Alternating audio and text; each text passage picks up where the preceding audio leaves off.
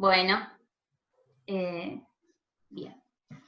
Bueno, muchas gracias a todos por estar hoy presentes y gracias también por la invitación a participar de este ciclo de conferencias.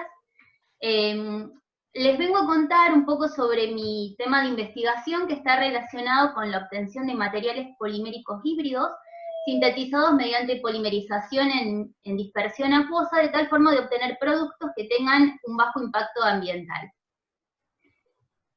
Bueno, voy a hablar sobre 3 trabajos de investigación relacionados con la obtención de estos látex híbridos, 2 de ellos que involucran la incorporación de 2 polímeros sintéticos y en un tercer caso la incorporación de una proteína.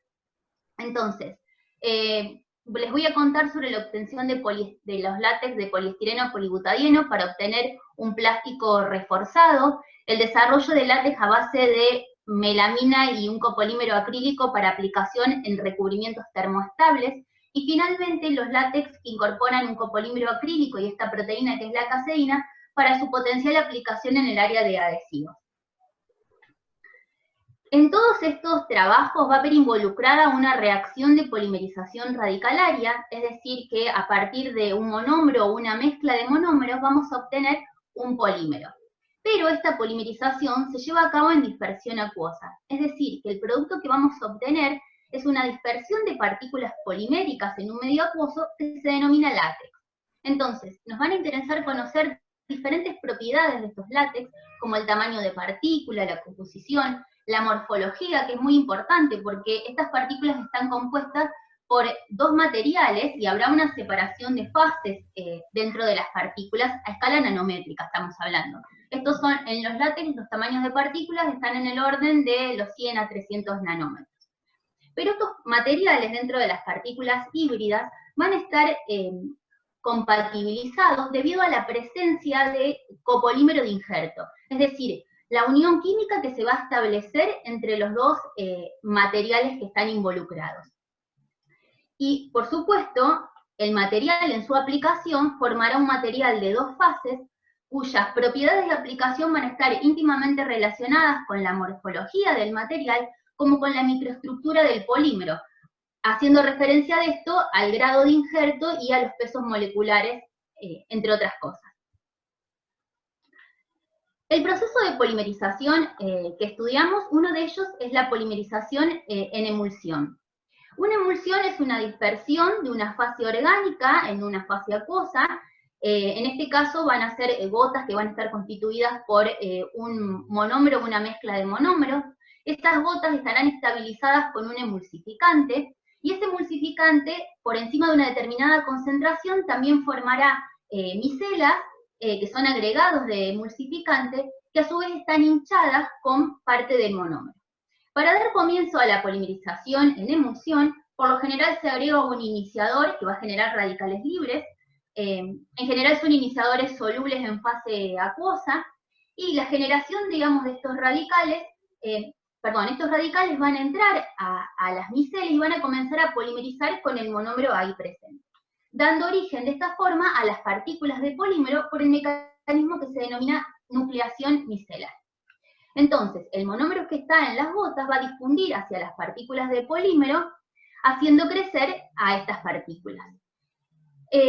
Como el área de las gotas es muy bajo, en una emulsión normalmente el tamaño de gotas está alrededor, o sea, son gotas mayores de 1 micra, entonces el área de gotas es mucho menor que el área de las micelas, y la probabilidad de que un radical entre a las gotas es muy baja, por lo cual, digamos, las gotas solamente actúan como reservorio de monómeros y en este tipo de polimerización no dan origen a las partículas de polímero. En definitiva, cuando termina la polimerización, lo que obtenemos es esta dispersión de partículas poliméricas en un medio acuoso que se denomina látex. Cuando intentamos sintetizar un látex híbrido que incorpore un compuesto insoluble en agua, la polimerización en emulsión convencional tiene, digamos, inconvenientes.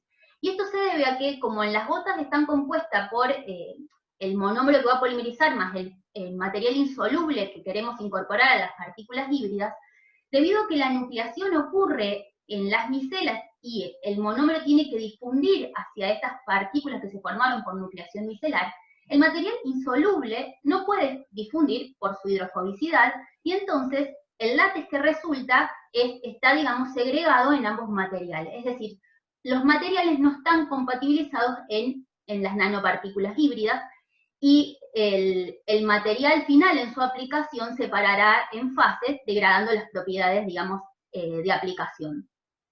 Por lo cual, una de las estrategias que se utilizan es, digamos, una modificación de la polimerización en emulsión que se denomina polimerización en mini emulsión. Una mini emulsión, la diferencia principal que tiene con la emulsión es principalmente el tamaño de las gotas. En este caso vamos a hablar de gotas del orden de los 50 a los 300 nanómetros. Son gotas mucho más chiquitas que en una emulsión convencional. Y además vamos a buscar de que no existan micelas del emulsificante. Es decir, que la cantidad de emulsificante con la que se trabaja tiene que ser suficiente para que se alcance, digamos, un buen recubrimiento de las gotas y que la emulsión sea estable, pero que no sobre emulsificante que pueda formar micelas. De esta forma, el área de gotas es elevada y, digamos, es posible de que las gotas se nucleen y den origen a las partículas de polímero. Esto nos asegura de que, si ocurre eso, cada gota actúa como un nanoreactor, obteniéndose partículas que van a incorporar los diferentes materiales que hemos incorporado adentro de las gotas. Este proceso de formación de partículas a partir de las gotas se denomina nucleación en gotas.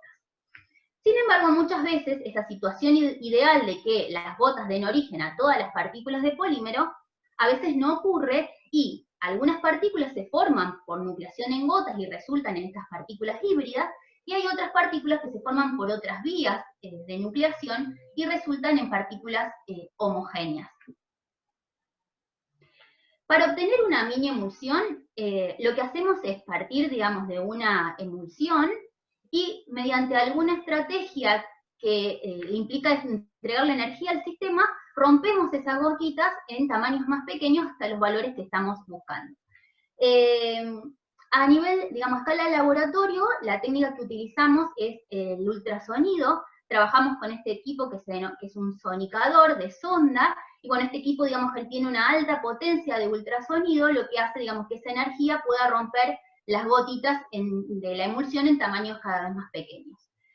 Sin embargo, si uno pensara, digamos, en este proceso para escalarlo, digamos, a nivel industrial, debería pensar en otras estrategias de generar la emulsión, y en este caso podemos hablar de este tipo de agitadores de rotor estator, que son agitadores de alta velocidad, en donde el estator es fijo y el rotor es móvil, y se obliga a pasar la emulsión por una pequeña luz que hay entre ambos, generándose unas altas tensiones de corte que van rompiendo las gotitas en tamaños más pequeños.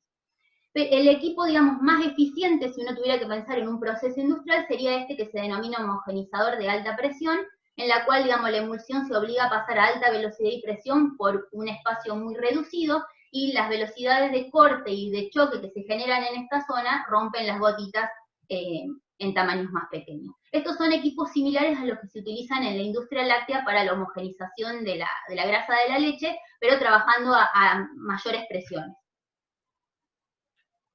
Bueno, entonces les voy a empezar a contar sobre este trabajo que fue parte de mi tesis doctoral, y consistió en la obtención de un látex de poliestireno polibutadieno para su aplicación como un plástico reforzado. El poliestireno es un material termoplástico de bajo costo y por eso es muy utilizado en nuestra vida cotidiana, pero tiene la desventaja de que es frágil, o sea, tiene una pobre resistencia al impacto. Entonces, la alternativa para mejorar la resistencia de este termoplástico es mediante la incorporación de una goma, como es el polibutadieno. El producto comercial se denomina poliestireno de alto impacto y se lo sintetiza por polimerización en masa de estireno en presencia del polibutadieno. Además, normalmente se agrega una determinada cantidad de solventes orgánicos para bajar la viscosidad, y como en toda polimerización en masa, debido a las altas viscosidades que se generan con el avance de la reacción, se pueden alcanzar bajas conversiones, digamos, de monómeros, con lo cual se requiere de procesos posteriores para eliminar el estireno que no ha polimerizado y los solventes que hemos incorporado. Entonces, con el objetivo de realizar un proceso de polimerización más sustentable y en base acuosa para obtener un material con características semejantes y con, o sea, un poliestireno reforzado, desarrollamos este trabajo que implicó la síntesis de látex híbridos por polimerización en mini emulsión. La mini emulsión nos va a permitir incorporar este polímero preformado hidrofóbico, que es el polibutadieno, o sea, nuestra goma, dentro de las partículas de poliestireno. Este tipo de polimerización en dispersión acuosa nos va a permitir trabajar a altas conversiones de monómero, y como les voy a mostrar, es posible obtener látex prácticamente con muy bajo contenido de monómero residual. Y además, como estamos haciendo una polimerización en un medio acuoso, resulta en un proceso más sustentable y amigable con el medio ambiente. Otra característica fue que estos látex los sintetizamos con alto contenido de sodio, o sea, con alto contenido de polímero respecto al agua, lo cual los hace, digamos, como más interesante pensando en una aplicación industrial. Bueno, como parte, digamos, del trabajo experimental, la producción de estos látex implicó el uso de diferentes iniciadores de la polimerización radicalaria. En un caso utilizamos un iniciador que era soluble en la fase acuosa, como es el persulfato de potasio, y por otro lado utilizamos un iniciador que era soluble en la fase orgánica. Este iniciador, el peróxido de benzoilo, puede formar radicales dentro de las propias gotitas de la mini emulsión, mientras que el persulfato de potasio va a generar radicales en la fase acuosa. Entonces, dependiendo del iniciador que utilizamos, obtuvimos resultados diferentes en cuanto a la formación de partículas y a la morfología de estas. Podemos ver que al emplear este iniciador, hay algunas partículas que son híbridas, es decir, que las obtuvimos por nucleación de las gotas de la mini emulsión, porque vemos que tienen los dos materiales que estamos intentando incorporar. El polibutadieno está en el núcleo y el poliestireno forma la coraza de las partículas.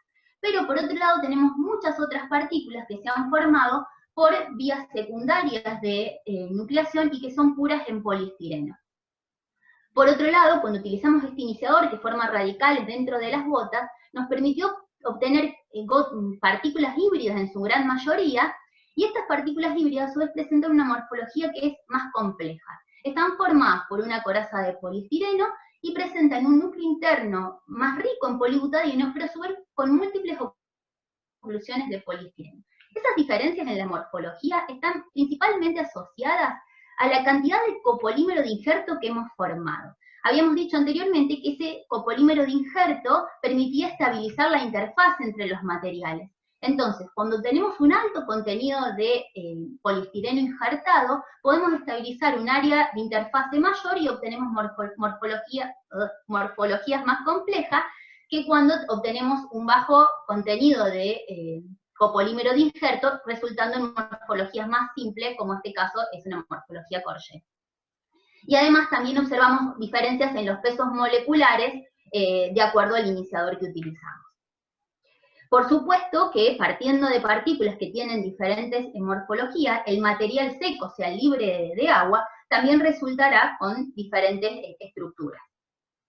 Acá podemos observar imágenes de microscopía de fuerza atómica. Estas son imágenes de fase, o sea, lo que nos están indicando, las zonas más claras corresponden a un material duro, que en nuestro caso es el poliestireno, y las zonas más oscuras corresponden a un material blando, que sería el polibutadieno. Entonces podemos ver que a partir de este látex se obtuvo un material que está compuesto por una matriz continua de poliestireno con múltiples partículas de polibutadieno inmersas en esta matriz.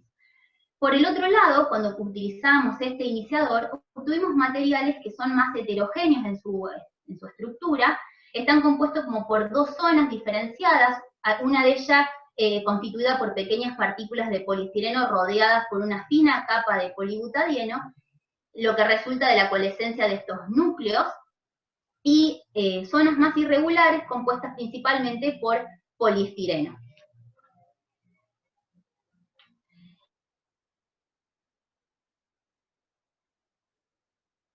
En tracción en una máquina universal de ensayo, y podemos ver que en general Todos estos materiales resultan más tenaces cuando los comparamos con el poliestireno cristal.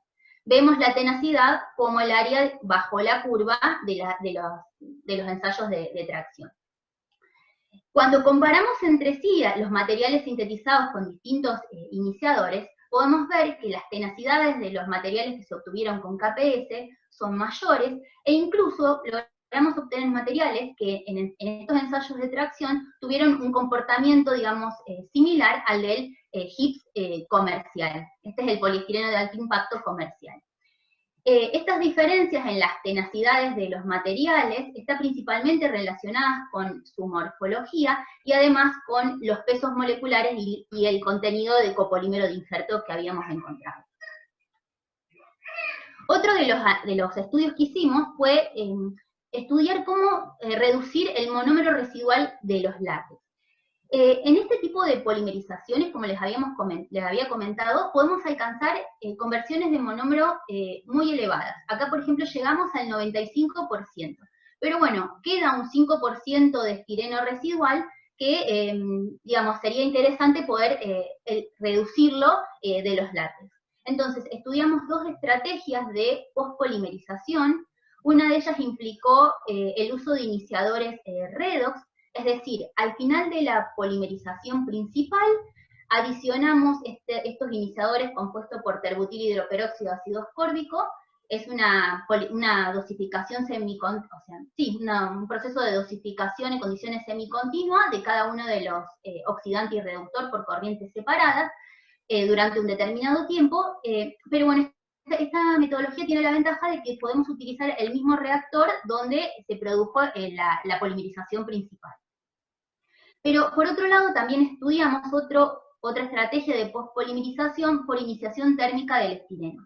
El estireno es un monómero que a alta temperatura tiene la capacidad de regenerar él mismo, por una reacción que ocurre, radicales libres. Entonces, esto nos evita tener que adicionar un iniciador adicional.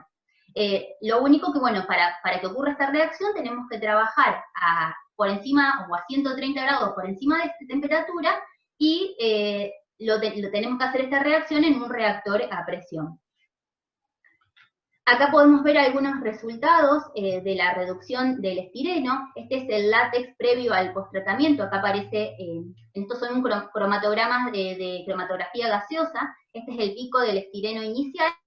Y podemos ver que luego de ambos posttratamientos, ese pico se redujo significativamente.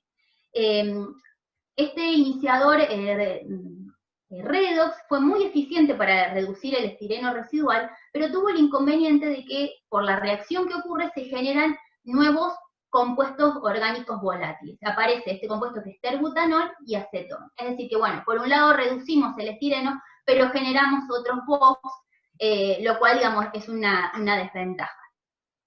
Por el otro lado, con el posttratamiento térmico, con iniciación del estireno, también obtuvimos una muy buena reducción del estireno residual sin la formación de BOX adicionales, con lo cual, digamos, el proceso es muy bueno. Obviamente, es necesario conocer cómo estos posttratamientos afectan el desempeño mecánico de los materiales, y lo que pudimos observar es que con la postpolimerización con estos iniciadores redox, la tenacidad de los materiales se reduce significativamente debido a que durante la pospolimerización se genera un elevado entrecruzamiento de la fase gomosa. Con la pospolimerización térmica también ocurre una reducción de la tenacidad, pero el efecto es mucho menor.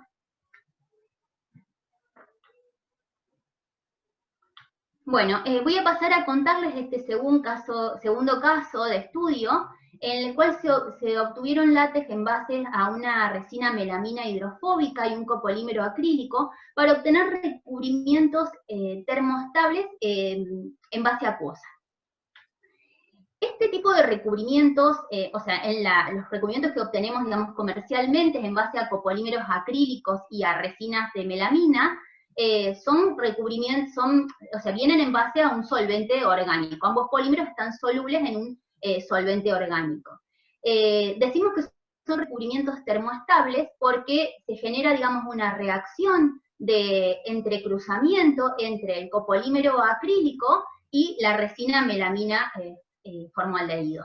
Esto, digamos, esta reacción de entrecruzamiento tiene lugar a alta temperatura o mediante la presencia de catalizadores. Pero, digamos, la generación de estos entrecruzamientos le da, digamos, al recubrimiento mayor resistencia química y mejores propiedades mecánicas.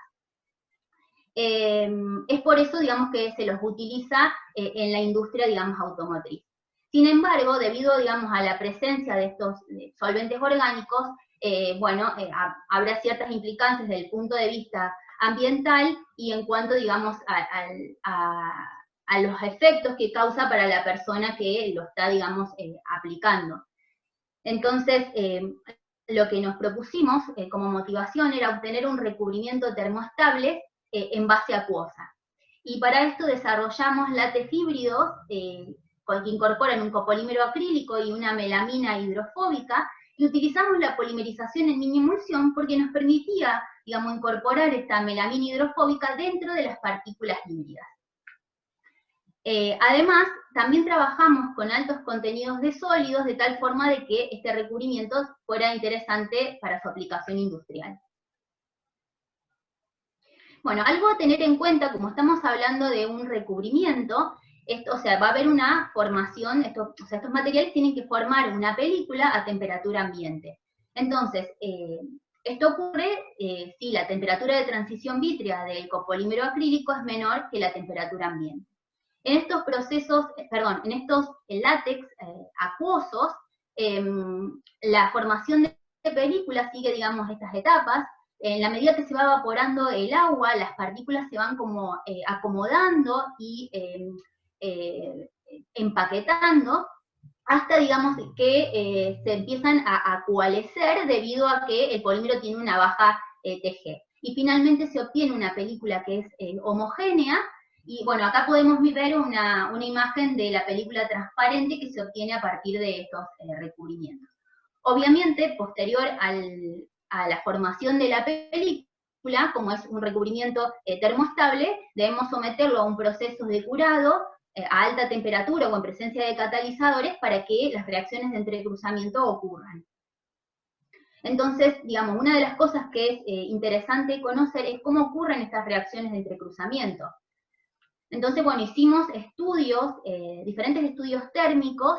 Por ejemplo, acá podemos ver un ensayo reológico con barrido de temperatura, donde se puede observar que el módulo de almacenamiento, o sea, el módulo que está relacionado con la parte elástica del material, comienza a incrementarse a partir aproximadamente de los 125 grados. Ese incremento en el módulo elástico está relacionado a la ocurrencia de las reacciones de entrecruzamiento, debido a que el material se va endureciendo. Además, pudimos, mediante calorimetría diferencial de barrido, pudimos observar la presencia del pico característico de la reacción de entrecruzamiento, que también ocurre en un rango similar, digamos, de temperaturas, y por termogravimetría analítica se observa también en esta misma zona una pérdida de peso que está asociada a la generación de isobutanol, que es un subproducto, digamos, de la reacción de entrecruzamiento. Entonces, bueno, todos estos ensayos nos determinaron, digamos, nos permitieron determinar las condiciones en las que ocurrían estas reacciones químicas y poder definir las condiciones en que se iba a hacer el tratamiento térmico de estos recubrimientos. Acá les quiero mostrar la morfología de estas partículas híbridas. Tienen una morfología constituida por un núcleo de la resina de melamina y una coraza del copolímero acrílico, y ustedes pueden ver que la mayoría, o todas las partículas que vemos acá en esta imagen son partículas híbridas, es decir, que durante la polimerización en emulsión tuvimos una alta formación de partículas por nucleación en gotas, que resultaron en estas partículas híbridas. En cuanto a la morfología de los materiales, acá les muestro los resultados que obtuvimos luego de que curamos las películas durante, digamos, este tratamiento térmico a 150 grados. Acá estamos observando imágenes de AFM en fase. déjenme que les cuente, o sea, como estamos mirando un material que está, digamos, entrecruzado, las zonas más claras van a corresponder a una parte más dura del material, es decir, a zonas que están altamente entrecruzadas. Y las partes blandas corresponden a zonas que se entrecruzaron poco. Entonces, las diferencias entre estos dos materiales es básicamente el peso molecular del copolímero acrílico. En este caso, en que obteníamos un polímero acrílico de alto peso molecular, lográbamos un entrecruzamiento que era poco homogéneo. Y esto se debe a que un polímero de alto peso molecular dificultaba la interdifusión de las cadenas para favorecer la reacción con la resina, melamina. Por otro lado, cuando bajamos el peso molecular del polímero acrílico, pudimos lograr, digamos, un recubrimiento que entrecruzaba de forma más homogénea. En cuanto a las propiedades de aplicación, una de las cosas que determinamos es la resistencia a solventes orgánicos. Esto acá utilizamos metiletilcetona y es un ensayo que implica sumergir la película entrecruzada durante 14 días y luego cuantificar la cantidad de solvente que absorbió. Acá podemos observar cuál es el efecto del peso molecular del polímero acrílico en la resistencia de estas películas. Podemos ver que en la medida que se disminuye el peso molecular, esto en esta dirección lo estamos observando, estos materiales de menor peso molecular tienen una menor cantidad absorben menor contenido de solvente orgánico. Eso nos está indicando que su grado de entrecruzamiento es mayor, o sea, y por lo tanto son más resistentes a estos solventes. También analizamos variar en las formulaciones de la síntesis de los látex el contenido de la resina y el contenido de grupos funcionales que tiene el copolímero acrílico. Porque, bueno, la reacción, digamos, de entrecruzamiento está gobernada por la presencia tanto de la resina melamínica como del contenido de estos grupos funcionales en el copolímero. Entonces, observamos que en la medida que aumentamos tanto la resina melamina como el contenido de grupos funcionales, obtenemos materiales que están más entrecruzados y por lo tanto tienen una mayor resistencia a los solventes. El inconveniente que en general tienen estos recubrimientos en base acuosa es que absorben agua.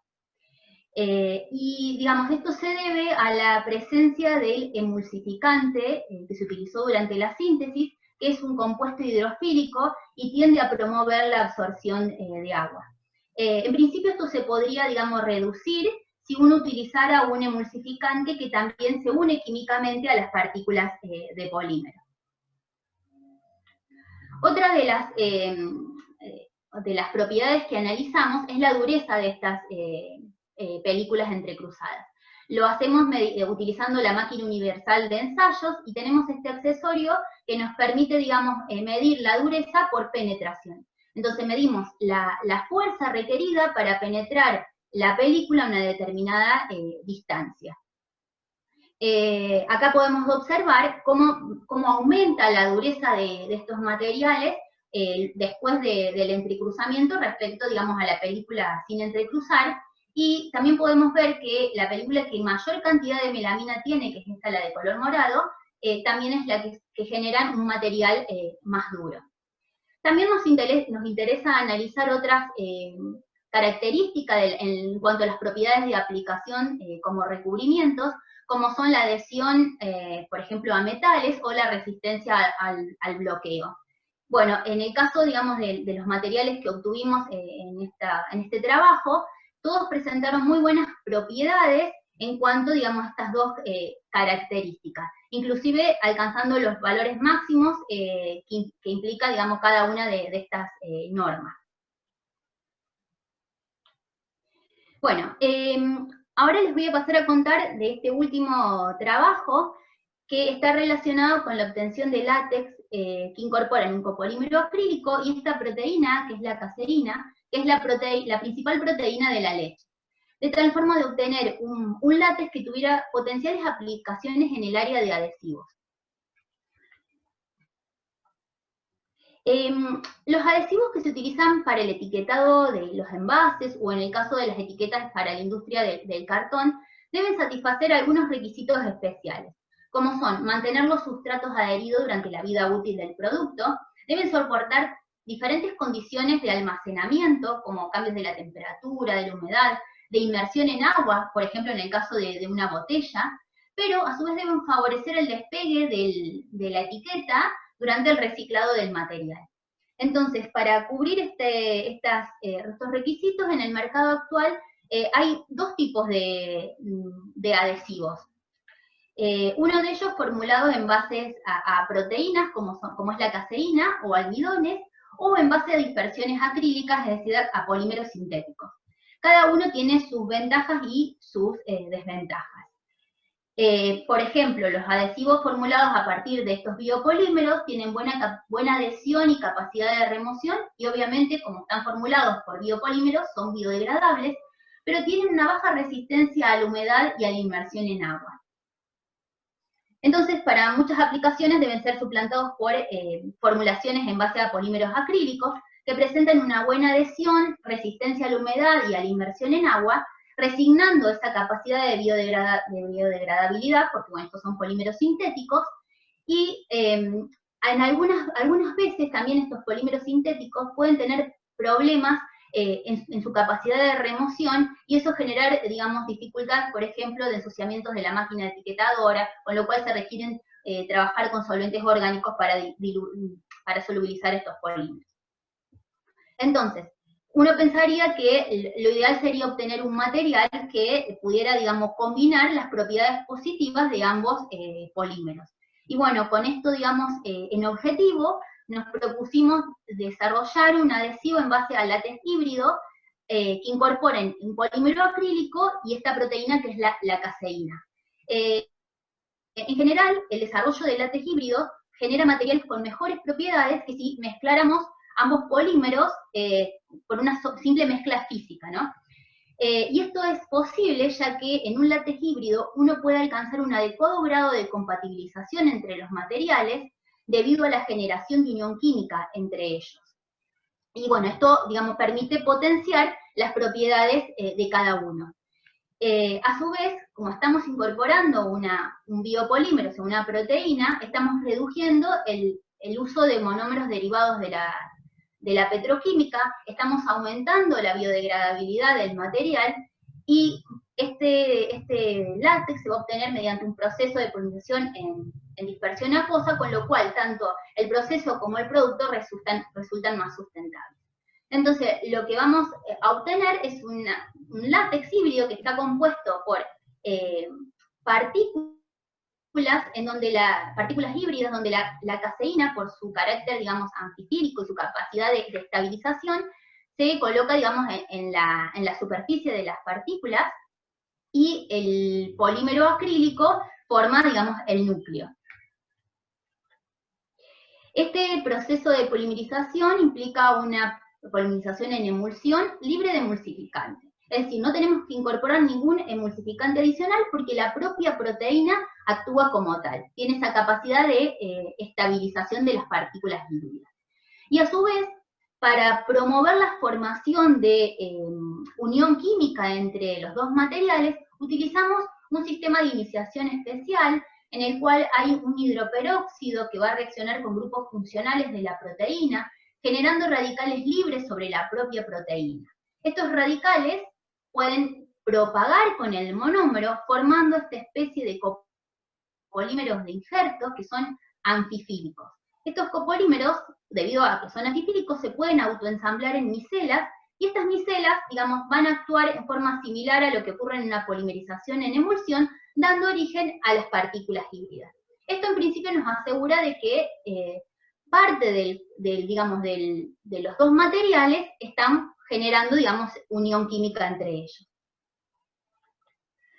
Bueno, como les comentaba, lo que nos interesa mucho conocer, digamos, cuál es el grado de unión química entre los materiales, porque eso va a afectar a las propiedades de aplicación.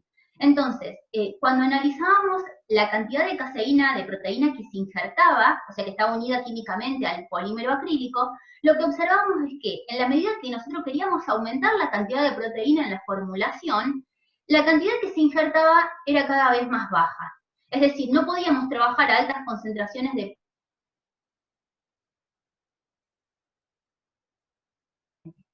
Entonces, lo que hicimos fue desarrollar, o sea, una proteína modificada químicamente a la que le incorporamos estos grupos funcionales que tienen un doble enlace metacrílico que puede polimerizar por vía radical-ARNA.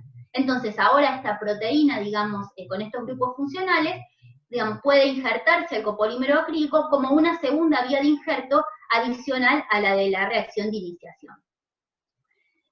Utilizando esta caseína funcionalizada, logramos obtener un alto contenido de caseína injertada, con lo cual estos materiales van a ser materiales mucho más compatibilizados entre sí.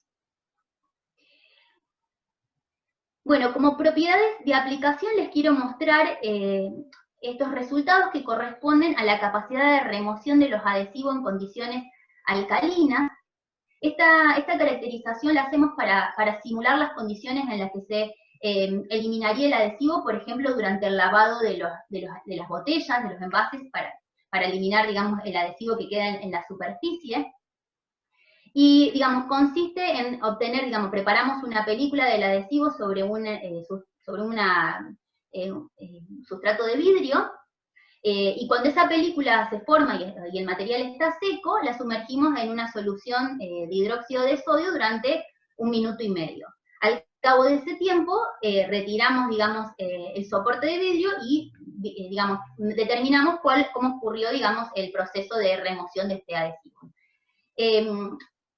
Lo que hay que tener en cuenta acá es que la caseína es soluble en medio alcalino, pero el polímero acrílico no es soluble.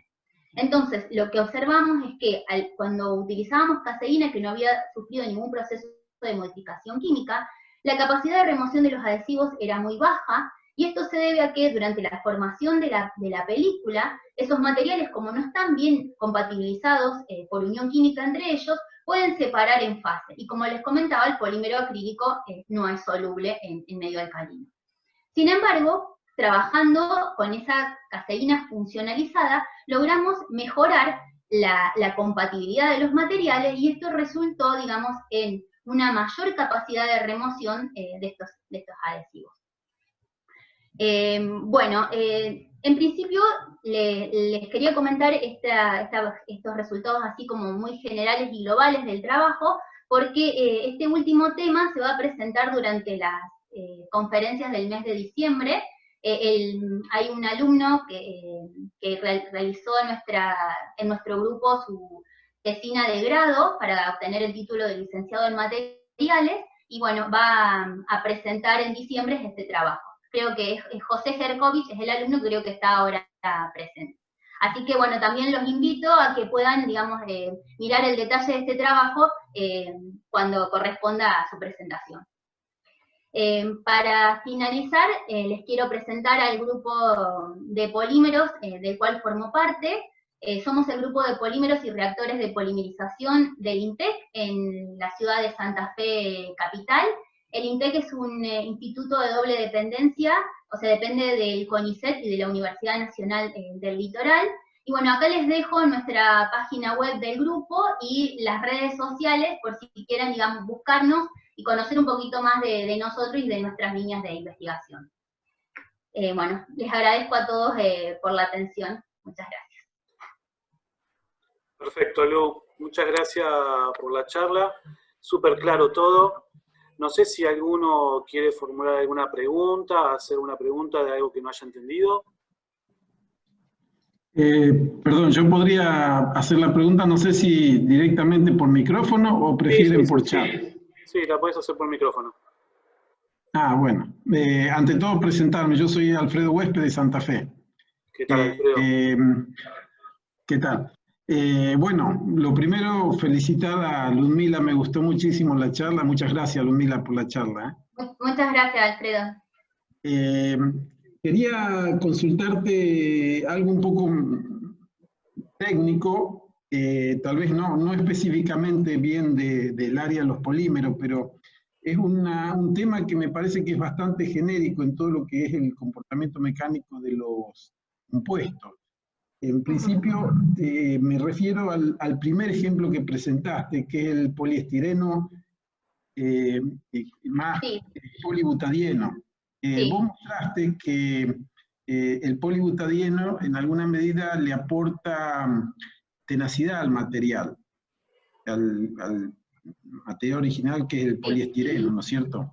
Tiene mucho que ver, y esto es bastante estándar en composite en general, la forma que toma el polibutadieno, según lo que yo entendí. Justamente en esas dos microfotografías me parece que está haciendo énfasis en eso. Sí.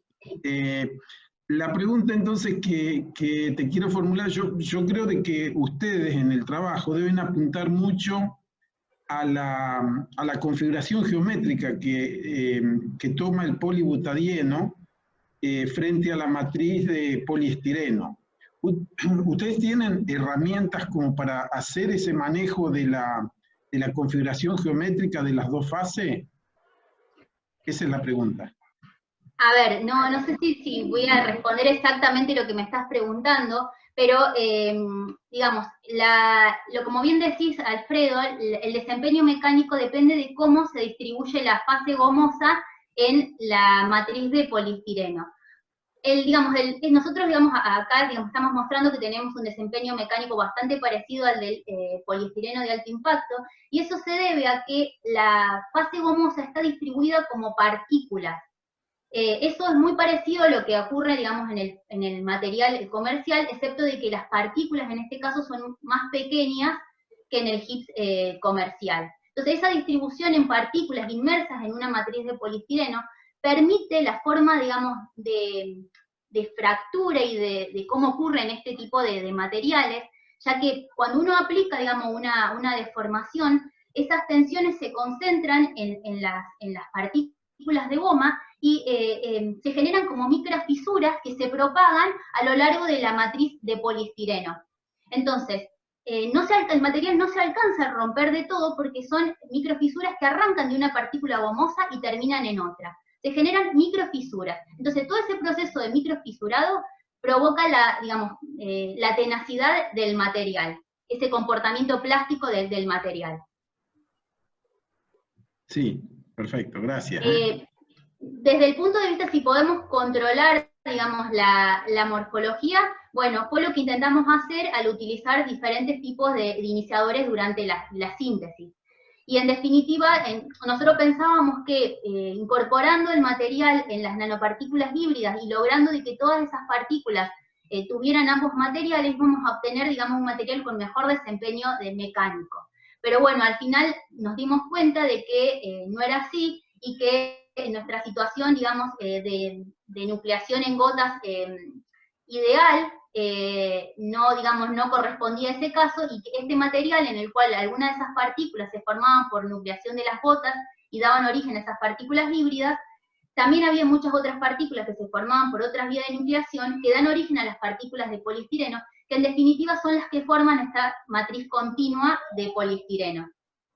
Entonces, bueno, uno durante la síntesis puede controlar en determinada medida la morfología, digamos, del material. Sí, justamente, sí, pero siempre a través de procesos químicos o también a través de procesos térmicos, por ejemplo, cómo lo enfrías al material o cosas por el estilo, ¿no? El proceso de moldeo y enfriamiento sí, podría estar un poco también asociado, no sé si a la morfología, porque eso queda definido durante la síntesis, pero a lo mejor a cómo se distribuyen, digamos, los materiales. Pero principalmente está asociado a la cantidad también de copolímero de injerto, digamos, que hay. No es un proceso solamente, digamos, mecánico, ¿sí? Muchas gracias, Ludmila. ¿Alguna pregunta más?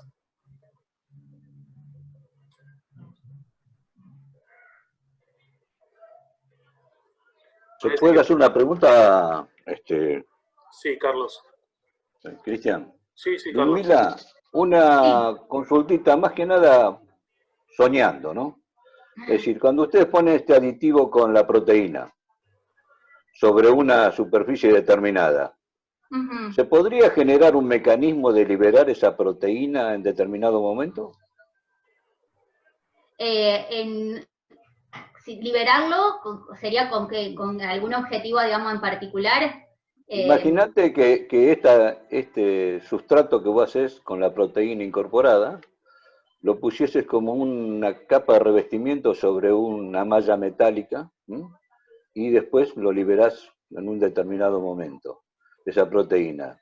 Si ese elemento que vos tenés revestido con esa proteína y conseguís dominar el manejo de liberación de esa proteína, fuese un stent cardíaco, ¿te imaginás que tendríamos un hito importantísimo en poder producir una mejora patológica en un determinado momento de una arteria que está muy complicada en el organismo? Bueno, a ver, no sé si el sistema que estoy mostrando de esas partículas híbridas a lo mejor es el ideal, pero usted está hablando de un sistema de liberación controlada de proteínas. En nuestro grupo estamos trabajando en algunas líneas que están asociadas a esa temática para aplicaciones, a lo mejor en otro rubro, como es la vacunación controlada. O sea, estamos desarrollando una especie, se llaman nanogeles. Son una especie de partículas porosas que, digamos, pueden incorporar una gran cantidad de agua en su estructura, pero, digamos, una matriz polimérica entrecruzada, o sea, que mantiene su forma. O sea, son unas nanopartículas hinchadas con agua que mantienen su forma. Pero a su vez, como tienen poros grandes, pueden incorporar dentro de su estructura proteínas o algún otro fármaco que se desee liberar. Entonces, esos son el tipo, por ejemplo, de sistemas que estamos utilizando para liberar, digamos, por ejemplo, controladamente proteínas. Está bien, bueno, es decir, están en una línea dentro de la universidad con un trabajo parecido. Porque son un poco las dos tecnologías que están en el tema de los stent cardíacos. Es decir, podés poner el stent cardíaco tradicional, la malla metálica, y la expandís con el balón, y la otra es poner esta nueva malla con este fármaco adherido a la superficie, y con el fenómeno de liberación controlada que dicen ustedes, podrías tener un nicho tecnológico realmente importante. Claro, incluso le comento, estos nanogeles que se han desarrollado en el marco de una tesis doctoral, también tienen la capacidad de formar film. O sea, son nanopartículas también híbridas porque están formados por dos polímeros, uno de ellos es el que genera esa fase, digamos, que es el hidrogel, el nanogel, y además están recubiertas por, digamos, otro polímero blando, como es el polibutadieno, que le da esa capacidad de formar película a temperatura ambiente. Entonces, digamos, bueno, con ese sistema, bueno, se han desarrollado parches que forman film a temperatura ambiente para vacunación transdermal. Pero también podrían utilizarse como una película para recubrir algún material con esa capacidad, digamos, de liberación. Claro. Es decir, vos imaginate que si uno lograra manejar esto, y encima lo haces con materiales con memoria, tipo nitinol, alguno de ellos, y que tengan su mayor trabajo deficiente a la temperatura corporal, y en ese momento empezar a liberar la dosis controlada que dicen ustedes, realmente sería un nicho para trabajar en lo que es la medicina de última tecnología. Sería un buen nicho para trabajar. Bueno, esperemos que desde la UNDAP podamos colaborar. Bueno, ojalá se pueda establecer. No sé, yo por ahí no lo dije, yo soy Carlos Muñoz, soy parte del cuerpo de docentes de la UNDAP de la Universidad Nacional de Avellaneda, junto con Silvio, con Monti que está ahí, con Cristian y muchos de los muchachos nuestros que están ahí escuchando la charla. Así que bueno, trabajemos en conjunto.